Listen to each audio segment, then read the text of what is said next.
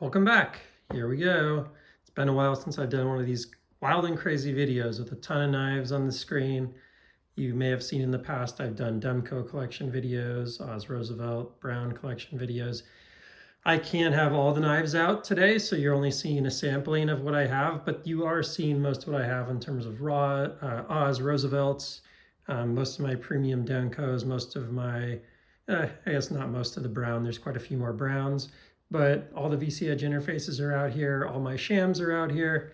So you see a lot of the top knives in the collection. I'm going to talk through a little bit of why my collection philosophy is what it is right now, what some of these knives represent, and just generally riff a little bit about the collection and my approach and how it's changed. It's actually changed a lot over the last year. From when I started really getting deep into collecting, I already had, a collection of inexpensive knives and like a nice knife or two. But over the last year, it's clearly gone to a different level. Knives that I was a big fan of a year ago have kind of come and gone from the collection. I have over 100 knives in the collection now. And I have changed a lot in terms of my philosophy of what I like. What I collect now is very different. I only seek out one or two knives on like a weekly basis, where I was buying a knife a day. And I have handled over 500 different models of knives just in the last year on top of what I'd collected in the past. So here's a lot of the culmination of that and where I'm at right now. There are a few knives that are not here. I have a Scott Hansen Onyx that is in for a spa treatment with Scott. And there are a few others that just couldn't fit on the screen. There's a bunch of brown knives that couldn't fit on here. But I thought this would be a fun approach to this video, and let's see what we got. The Roosevelt continues to be one of my favorite knives. When I think of what makes a really great knife, the Roosevelt still continues to represent that in a lot of ways for multiple reasons. One, amazing ergos, which is over the last year become one of my most important things. The channel was named Pocket Priorities for a reason. Pocket clip and how it fits in the pocket and weight is still really important to me. One of the knives I handle the most today or carry the most is still this Benchmade Bugout Mini because it's super light, and that's why I love the BC Edge interface.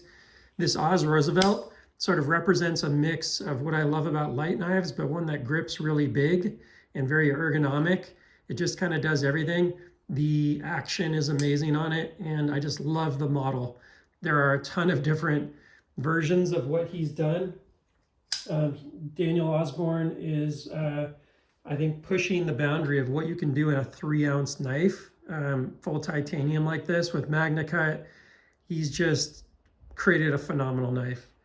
Now, another one that I really love, and I'm going to grab the one I probably love the most of the bunch, so I'm going to bring it around here, is the Gareth Bull Shamwari. And I think this was one of the knives that really started to get me into custom knives because I started to see how nice this knife was.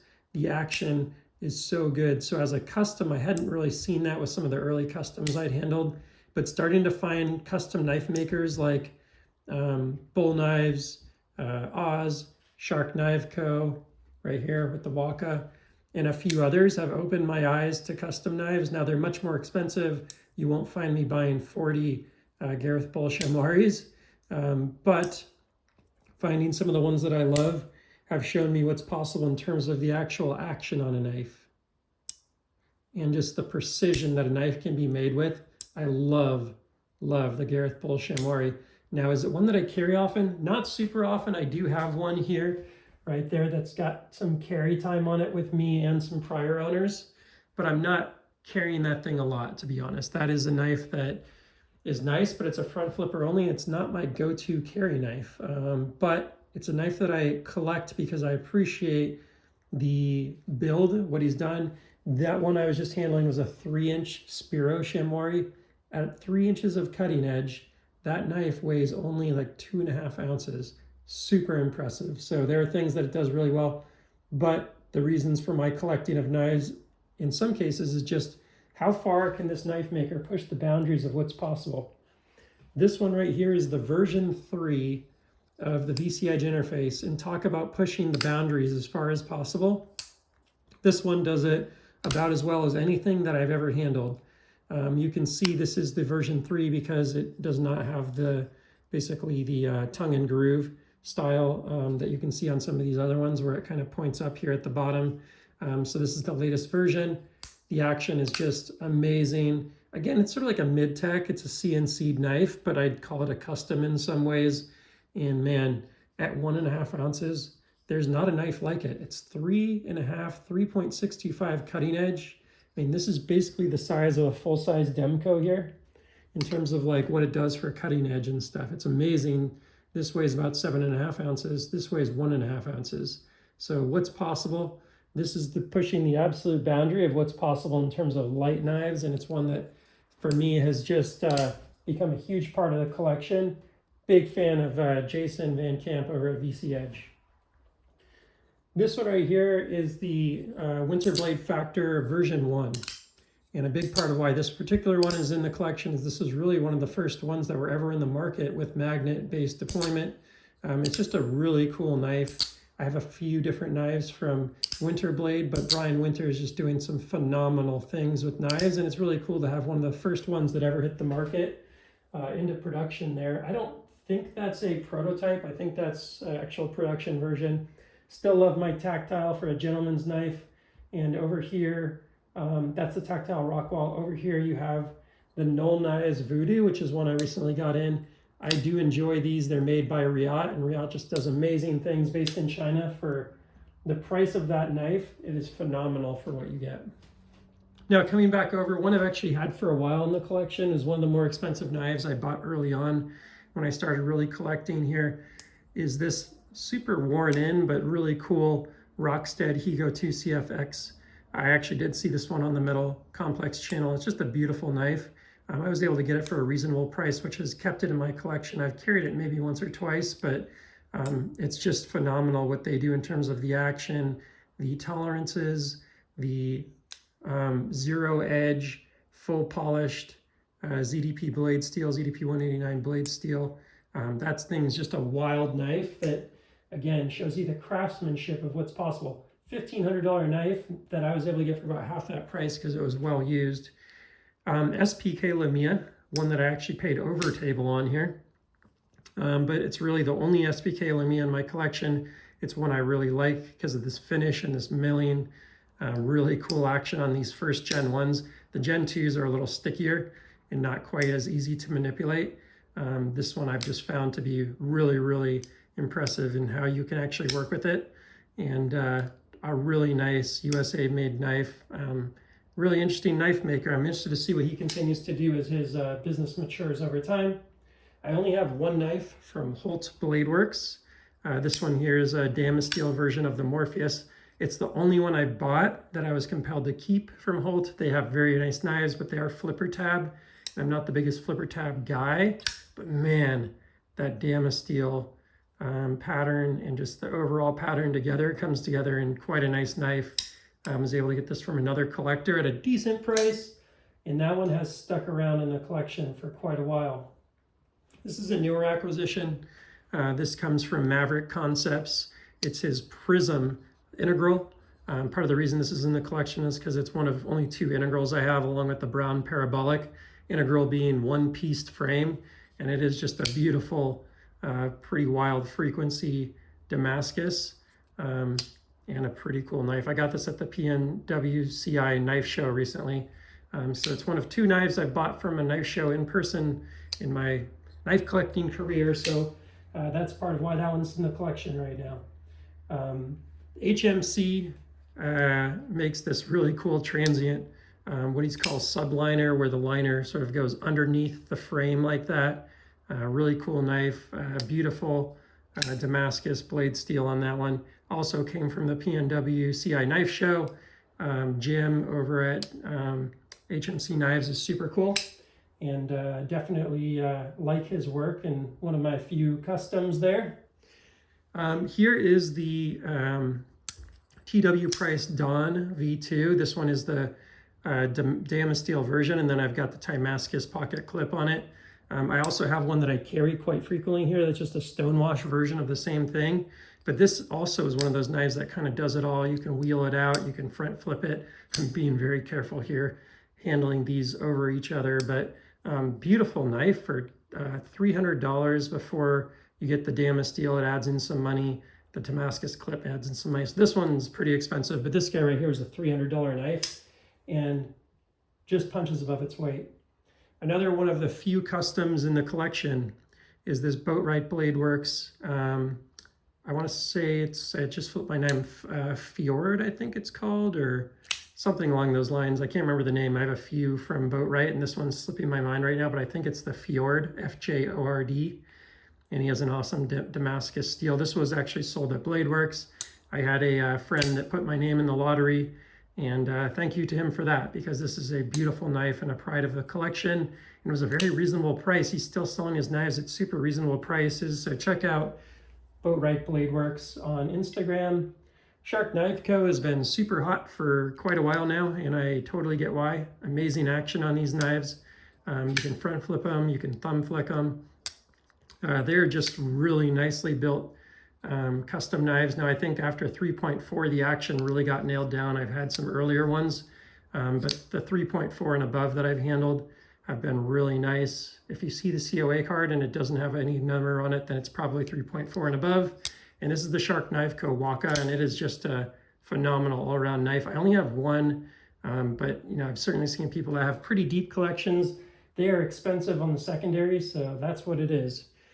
Grabbed this guy on Reddit a few months back, and it is, for the price, pretty unbelievable. Based out of South Africa, the A2 knives, sorry, let me clean it up a little bit, A9. It's a front flipper only, but you can reach over and do like a kind of traditional flipper like that with it. Just a beautiful knife for the money on the secondary. I think this thing was around 700 bucks. And that is a really, really nice knife for what you can get them for. Just great action. It's right up there with the, you know, it's not quite the same as the Bull Knives Shamwari, but it's got really good action for what it is. This is Triaxis Midnight number 4. Love what John is doing over at Triaxis. He's also just brought out some updates to his Triaxis Midnight, so you can check those out because he's got the action now to drop shut apparently on his newer versions. It's just a really nice CNC knife and cool to have one of the early ones there.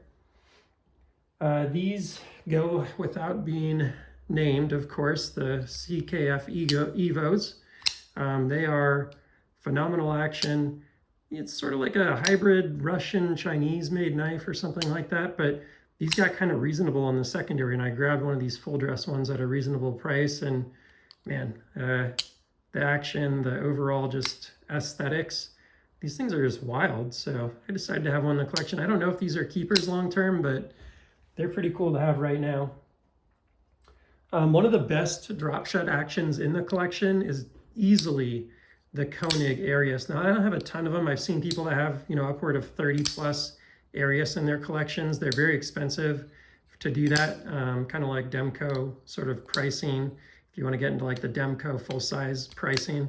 And I'm not like the biggest fan of the model overall. There's some clunkiness to it, but man, there's also something just special about the action and how it drop shuts. So I've kept one around in the collection, but it is kind of an interesting one. Again, kind of a flipper tab first knife. You can get that without a flipper, a non-flipper version, but I haven't found one yet. So one of the cooler knives in the collection, and my only like real OTF in the collection, is the Hawk Knives Deadlock. You know, considered one of the best OTFs that are made, just super strong lockup. And a lot of people have these, but was able to get one on the secondary at a decent price, and it has remained in the collection. Now I have a few of these, and I've played around quite a bit with these in the past, but a couple Mascus versions of the Reate Exo. It's just a knife that, like, you know, you have to fidget with to understand. If you haven't fidgeted with one, highly recommend it. I got this carbon fiber one that was actually pretty well used. You can tell if they're used because you can see inside here, on the secondary for like a reasonable price below table. And so I've just kept this one around as more of a user, but those ones stay in the box, and they're pretty rare, limited. They made 100 of the XO-M and like 10 to 12, depending on the blade shape of the Exo full size. Now I have a massive collection of 20 plus. I don't know if that makes it massive. It's not compared to some that I've seen, but 20 plus Swiss Army knives. It's probably in the 30 to 40 range if I had to guess, but I don't know exactly. And this is by far the most expensive one. It is a limited edition 2022 Damasteel version, I think, of the Picnicker, but it's very similar to the knife I had when I was growing up. So just have this in the collection because it's kind of a reminder of the 111 millimeter series. And it is a very cool version. I also just got it at a very reasonable price. Got lucky when someone discounted it on eBay one day. And I don't buy many knives off of eBay, trust me. I have a few Hinderers in the collection still. I have sold some of the ones that I had, but a few of the ones here are like the Fullard versions, which are very hard to come by. And they either have the monkey edge frag pattern, full textured tie scale on them, or they have the original Hinder texture tie scale, like this one right here, which is a battle blue version. Really, this one's even got better action than that other one. These are just really cool knives. All of mine pretty much have the blade show, or at least 2/3 of them have the blade show filler plug for the pocket clip, because the pocket clip's interchangeable. And that's just a really cool working finished version one. I have the non-flipper version here. They don't make a fuller on the 3-inch, but a couple 3 inches with the non-flippers as well. You know, the Benchmade Bugout Mini I talk about on the channel quite a bit, but still one of my favorite all-around carry knives.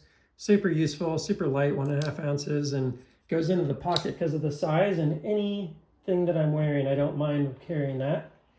One of my beater knives, and I have a couple of these. I even have one in a G10 that I take in case I'm afraid I might lose it, like on a bike ride or something like that. But one of the most fidgety, best button locks I've ever played around with is the CGRB Pyrite, and I have a few of those in the collection just because they're amazing, even though they're only 50 bucks.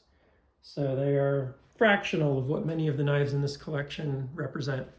From a brown knives perspective, I have now collected either number 1 or prototype 1 of almost every model that Craig has except for 3, which is something I'm very proud of. It took a lot of work, but this is LHC number 1. I also have prototype number 3 LHC, which is also super cool. I have brown knives Cortex number 396 here, but I also have prototype number 1 from the Cortex, which is really cool. This one happens to be the best action of any Cortex I've handled, and I've handled probably 10 of them. But this one is just phenomenal. And what I love about these newer ones is he did these, rather than having the full frame lock like this guy over here, he did the, you can see my mind's starting to lose its traction. Been a long work week, but the, not a liner lock, but yeah, that'll come back to me in a minute. Over here is an Exponent. So that's another Cortex right there. Here's an Exponent. It's number 6. So this is one of the 3 knives that I don't have. One of the first few made, but it is number 6, and it's one of the coolest looking ones I've seen. And has this just kind of amazing, I'm afraid to do this one over the knives here, mirror finish blade you can see there. Quite, with the Mascus clip, a looker, and quite a pride of the collection there. That's his 3rd model that he made after the parabolic. Over here, got the Brown Knives LHCX.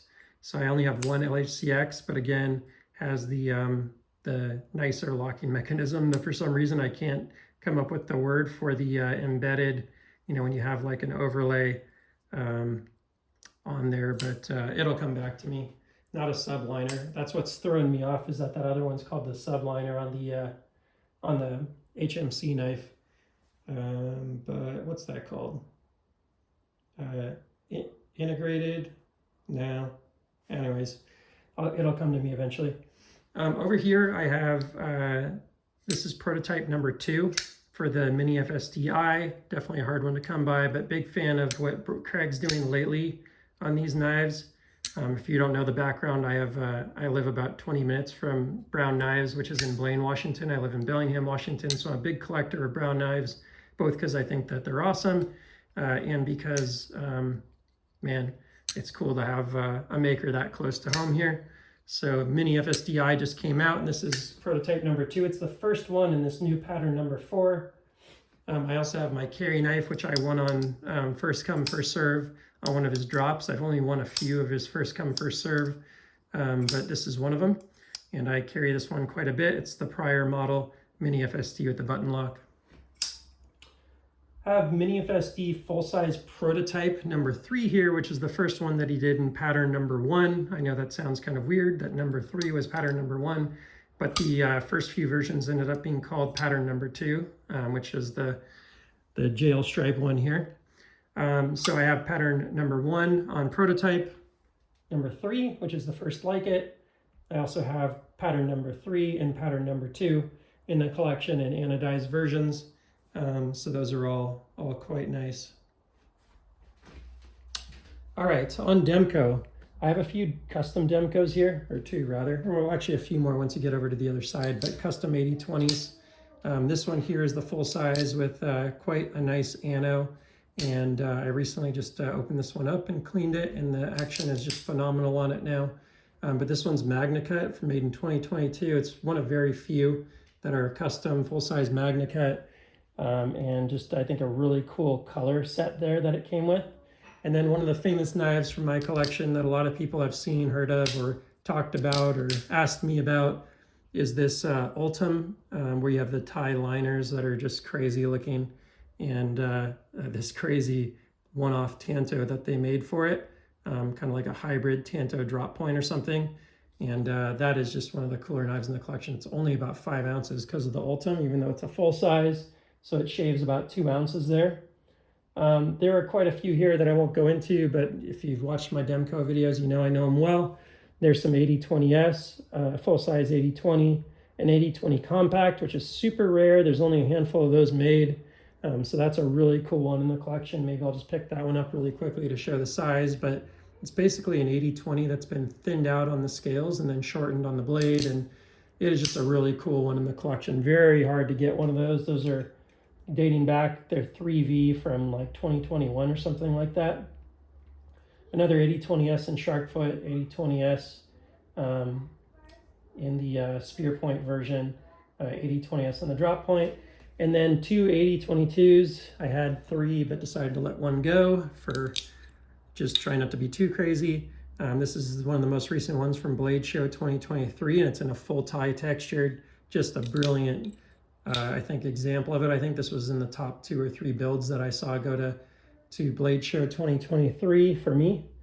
And then one of the original prototypes, this is number 9 prototype in the fat carbon, and it's just beautiful. Just a super cool one. So these kind of match, which makes them cool. And I think those 2 are going to stick around for a while. Those are both customs also, by the way.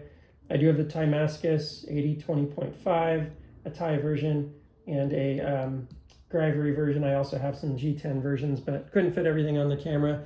And then because I've been tinkering with this lately, this is a Wii Banter that has some Flytanium scales on it. I don't mod often, but definitely a cool representation of what you can get for, you know, 200 bucks with mods. This ends up feeling like a much more expensive, more like mid-tech kind of knife. Even though it's made in China, it is just pretty damn impressive for 200 bucks. So another neat one there. So this is, again, not everything that's in the collection. There are quite a few more lower end knives, a few more variants for each one of these models, especially the brown knives. I have quite a few more brown knives. That's probably about half of the collection there. But it also represents just a lot of what I've gravitated to, which is knives that have really good ergonomics and aesthetics. I should say really good ergonomics, really good aesthetics, in my opinion. Of course, that's subjective. Really good action. Good weight ratio, or their heavy use, because that's what they're made for. And they're just pushing the boundaries of something. The Shark Lock pushes the boundary of the best locking mechanism. Brown Knives with his tolerances. VC Edge with his tolerances and weight, goals. Magnet-based knives. The Shams, just insanely well precision made. Same thing with the Rosies. So you can see there are some consistencies, even though there's a lot of variety, maybe the aesthetics or the weights and whatnot. You got anything from 1.5 ounces to 7.5 ounces here. There are also fixed blades in the collection.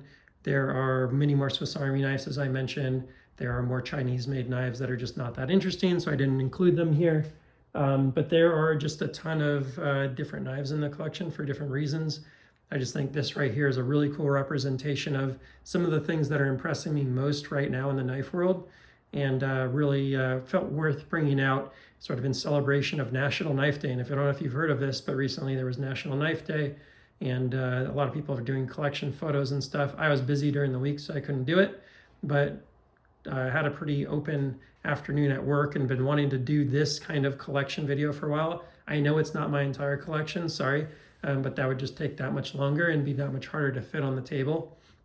But it is, you know, 2/3 or maybe even more of that of the collection, and representative of a lot of like my favorite knives that I've handled right now. There are some knives I've not been able to get a hold of, like a McGinnis spoke. I'd love to get one. If you have one, feel free to let me know, please. More knives from Hanson Knives. I'm super impressed with what he's doing, and many others. There's just so many. I'd love to get probably more knives from a lot of these knife makers. I'm trying to be a little more careful now of like how many I have in the collection. You know, I probably should sell a sham or two, maybe a VC Edge interface. I know you're going to write a bunch of comments to me now. The number of Rosies is down 20 or 30% in the collection. The number of Demkos is down by about half. Instead of 40, I have about 20 right now of the ones that I really love. And that's generally where I'm trending towards, is trying to have a little representation of what I love from the knife makers, as opposed to, you know, one of everything, which is what I kind of originally did, and that got a little out of hand. So this is still totally out of hand and probably ridiculous and drives my wife and family a little crazy, but it's also a lot of fun, and it's become a great hobby where I've met a lot of good friends. Those of you that are out there that we talk on a daily or weekly basis or whatever, you know who you are. So thanks for everything that you have done to help me get some of these knives into the collection, or that I should be saying shame on you, because this is here instead of in my bank account, but appreciate you. Now, public service announcement, I probably should have done up front. If you cannot financially afford to do something like this, please don't do it. This should not be where you have the majority of your money. These things are highly risky. They are up and down in the market. You never know if it's going to be a good investment or bad investment. For me, this is, you know, a reasonable investment right now.